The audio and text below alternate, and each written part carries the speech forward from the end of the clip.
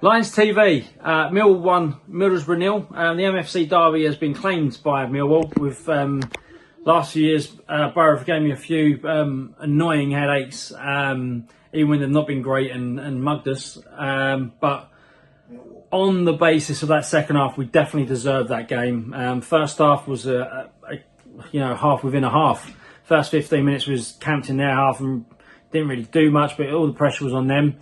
And then we just let them have the ball. And I think the first half got away with us a little bit, where I would have taken the 0-0 at half time. I thought they were slightly edging that. They seemed to have 2 or 3 options every time they got the ball. And every time we got the ball, it just seemed to be rushed and panicked, and we didn't really know what to do with it. I think, again, with the way it was set up, Mako on the left, a lot of people talking about him being lazy. You can't really defend him today after today's performance. I think I've been saying it for a while. He's not a left winger. People always point out as well, he plays up front for under 21s in Ireland. Are we playing him out of position? Well, if we're going to make a winger out of him, we can't play him on the left, because he wants to go past the fullback, and I don't really have that confidence in his left foot. Put him on the right, where he probably have a little bit more confidence and play on instinct. He seems to be thinking too much, and again, his footballing IQ, is it there? Can he think about it and come to the right conclusion? Because last few games I've seen him, Donor's been screaming at him, the bench has been screaming at him. They've been trying to instruct him where to be and then the right pass. And is that just a case of not understanding the way to play this level? He's got the physical attributes, and I think he's like, the quick power that we've missed, but we're wasting him on the left. And I said it against Sunderland. We had him on the left where he wants to go on the outside. He ain't got too much of a strong left foot. And we had Connolly on the right who wants to cut in, and he's right-footed.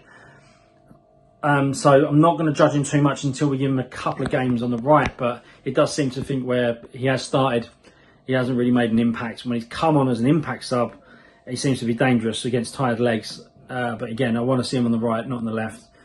Is it going to be another Maggie Gay? Perfect example. We had him on loan against from Everton. Had a great run of games where he was, the last 20 minutes he was electric, and we started him and then he couldn't do anything. So that is what it is. But then again, as I say, that was the first half. Frustrating. Kundal, again, is he living up to his price tag over $1 million? And starting to frustrate a lot of people, and I think ghost was the word that was used. And again, he needs to find himself here. But again, he's not a winger, he's not a wide player, but he was played in the 10, and he didn't really put much on that game. So that was the first half. Second half, 4-4 in 2. Lord Neil of Harris used to say that's the Millwall way.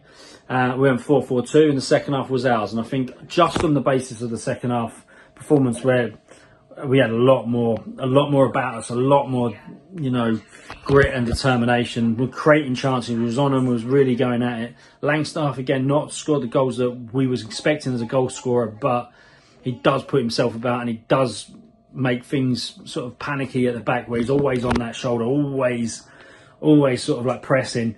And he just seems to be the unluckiest man in the world at the moment. I think he's got no luck of the Irish at all. The ball seemed to just spin away in a different direction, not fall for him. The penalty, not seeing enough of that. Did he get flicked? A little bit of a flick, I don't know. But he just, every time he seems to be just about to run through, the ball bounces somewhere, or someone gets a little flick out of nowhere. So I feel a bit sorry for him. But he come on, and that change of what we had when Negley and Aziz come on as well. Again, just wide wingers who want to take on a player and carry the ball. It just seems so much more of a Millwall performance in that second half. Negley scores great, and it was like I just said 10 minutes before the goal to the old man. It's like, he's got to start showing what $4.5 million's worth. Gets the goal, and then if we just spent $4.5 million on a player's going to have hamstring injuries constantly, did we push him too quickly?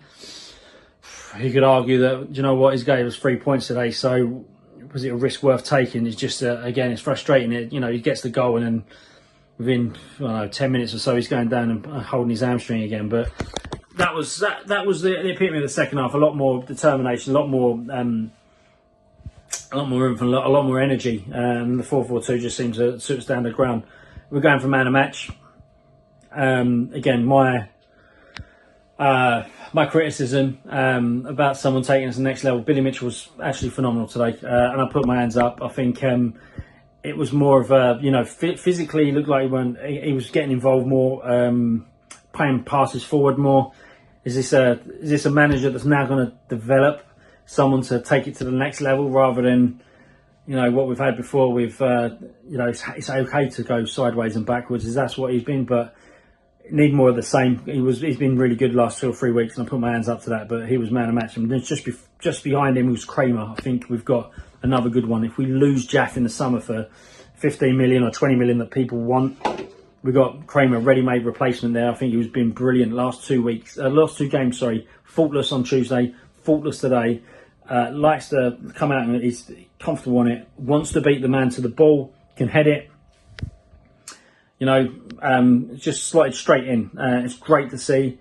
And it's another one that in 2 or 3 years' time we might lose him for 25 million, and then reintroduce that money, invest it into the squad. So a lot of positives today. Still on track, still marching forward, still rolling.